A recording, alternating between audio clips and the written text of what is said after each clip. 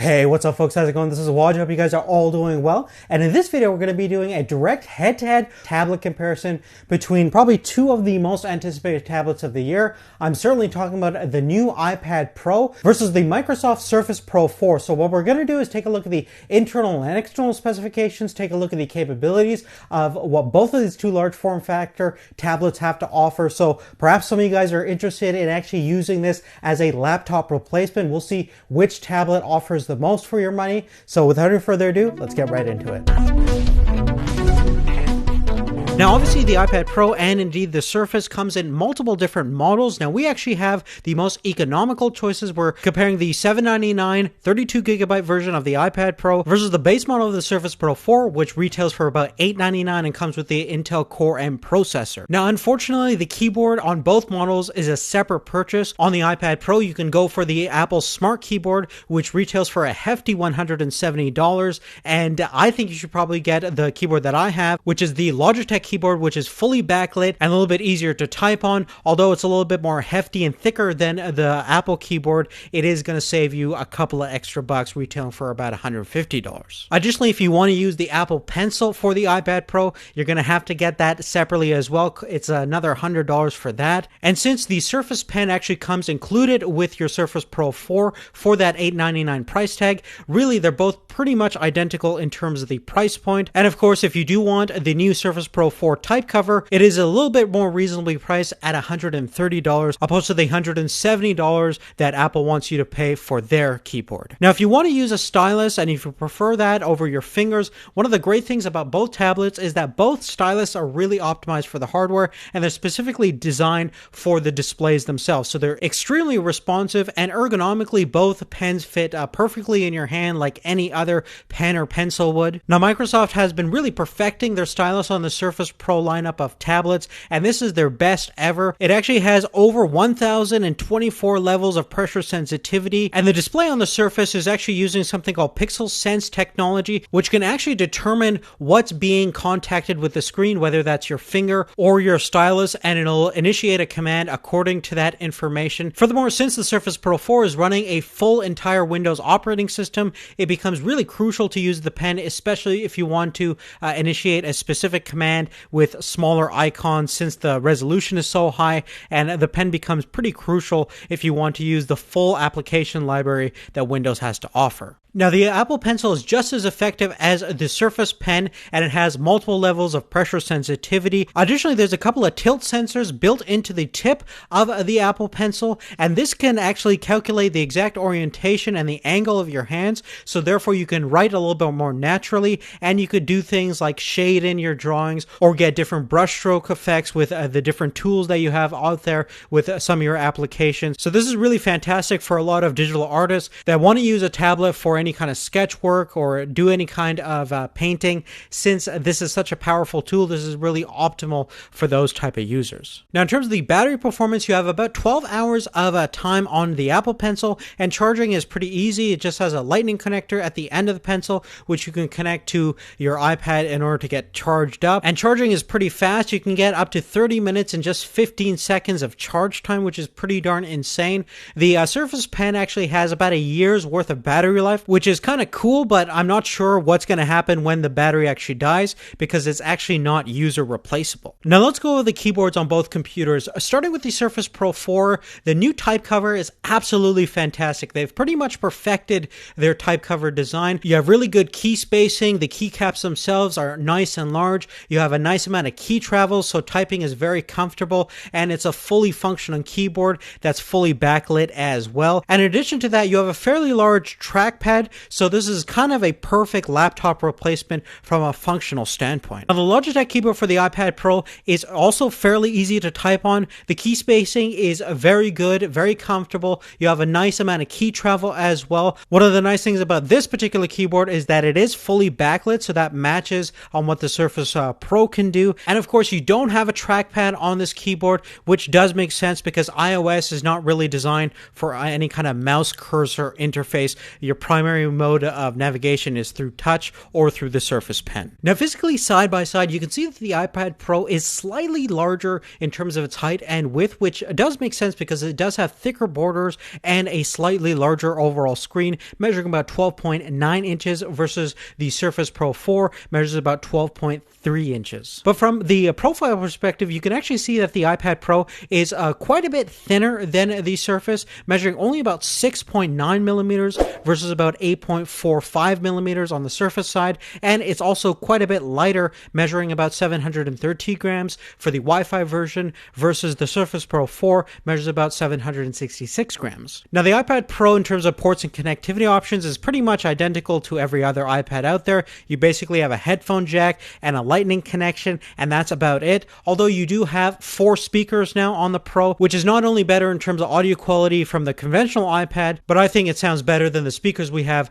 on the Surface. Now, the Surface Pro 4 is pretty good in terms of its overall connectivity. Obviously, we have full USB 3.0 connection. We also have a DisplayPort connection if you want to output your video, and we have a micro SD expansion slot located right behind the kickstand. Now, in terms of cameras, both have front and rear cameras, but the quality on the Surface Pro 4 from the front-facing side is a little bit better at 5 megapixels stills with 1080p video versus you have 720p video and stills that are around 1.2 megapixels on the iPad Pro side. At the back, both are pretty much equal at 8 megapixels and 1080p video at 30 FPS. Now, at center stage, the displays on both these two devices are absolutely stunning. Some of the best displays that you're going to find on any computing device in the market right now. Now, in terms of the actual resolution, starting with the iPad Pro, it has a native resolution of a 2048 by 2732, giving it a PPI count about 264. Now, the Surface Pro 4 has a resolution of 1824 by 2736, giving it a PPI count of about 267. So, in terms of the actual sharpness and clarity, the resolution is actually quite similar on both of these according to their screen size, and you have very sharp images, and the actual vibrancy of the colors are very fantastic. We're using LED IPS technology on the iPad, and we're using the Pixel Sense technology on the Surface Pro 4. Both displays, all things considered, are very much on par with each other. From my eyes, there's not really one advantage that one has over the other in terms of its display technology and its overall color rendition, and the viewing experience is quite similar as well. Now, in terms of the software interface, obviously we're using the latest iOS 9 platform on the iPad Pro, which actually has a couple of tricks up its sleeve. Firstly, for those people that want to do split screen multitasking mode, we finally have it in iOS, and basically you can do a couple of different things on it. So if you want to watch a video on one side and play a game or read an article on the other side, you can finally now, which is excellent for those of you guys that want that feature, and it really does make sense with this screen size and resolution. That being said, of course, this is still iOS, and compared to Windows 10, there's really no comparison in terms of functionality and the diversification of the type of work you can do on the Surface Pro 4. The Surface Pro 4 is a full-on computer and is able to do everything that a pretty high-performance desktop computer can do if you get the upper-end models of the Surface Pro 4. So in terms of the actual functionality and the apps library, well, you're really comparing Windows 10 against iOS, and that's really not a fair comparison. So really, they're kind of different products in that regard. It would have been awesome to have perhaps Mac OS 10 on the iPad. I'm not sure how that would work at this point, but I'm sure down the road there's probably going to be an operating system that's going to blend the functionality and all the capabilities of OS 10 with the ease of use of iOS. And until that happens, this will be a more representative comparison. Now, moving on, let's talk about the internal hardware and performance of both these two tablets. Now, the iPad Pro is using a custom-designed dual-core chip that's clocked about 2.2 gigahertz. It also has a Motion coprocessor, which handles a lot of secondary calculations. And in terms of memory, we have 4 gigabytes of RAM, which is pretty high for an iOS device, and 32 gigabytes of internal storage based on the $799 version. Now, the base model of the Surface Pro 4 that we have comes with the Intel Core M3 processor that's clocked about 1.52 gigahertz, and this is a dual-core chip like the Apple, but it has hyper-threading enabled, so it actually has 4 threads that the operating system uses. And in terms of graphics, it has integrated HD 515 graphics, and memory-wise, you're looking at 4 gigabytes of RAM, just like the iPad Pro, and it has about 128 gigabytes of internal solid-state memory, which is a lot more than what you get with the cheapest version of the iPad. Now, just for fun, let's do a little bit of benchmarking to actually see which hardware is faster on both these two models. We're going to pull up Geekbench, which is going to test out our CPU performance, and here are the results over here. Basically, on the iPad Pro side, it's actually really fast in terms of the single core performance, scoring over 3,200 points, and it's almost 1,000 points faster than the Surface Pro 4 on the multi-core side of things as well. So the new Apple A9X is an absolute beast and can certainly destroy this very simple version of the Intel Core M3 processor. Now, just for fun, taking a look at the graphical performance of both these two tablets using 3D Mark, you are getting a higher graphical score of over 56,000 points on the Surface Pro 4 side versus you're just over 50,000 points on the iPad Pro. So in terms of the graphical capabilities, looks like the integrated graphics we have on the Intel Core M3 processor is faster than what we have on the Apple A9X. Now, last but not least, let's talk battery life. Now, in terms of actual capacity, both are actually very similar. You have 38.5 watt-hour rechargeable battery on the iPad Pro versus about 39 watt-hour battery on the Surface Pro 4. And both technically should get you around 10 hours of web browsing and real-world usage. But I want to do my own performance test, so I just did a video loop test. I put a video on both tablets and just looped it until they ran out of juice. And here are the results over here.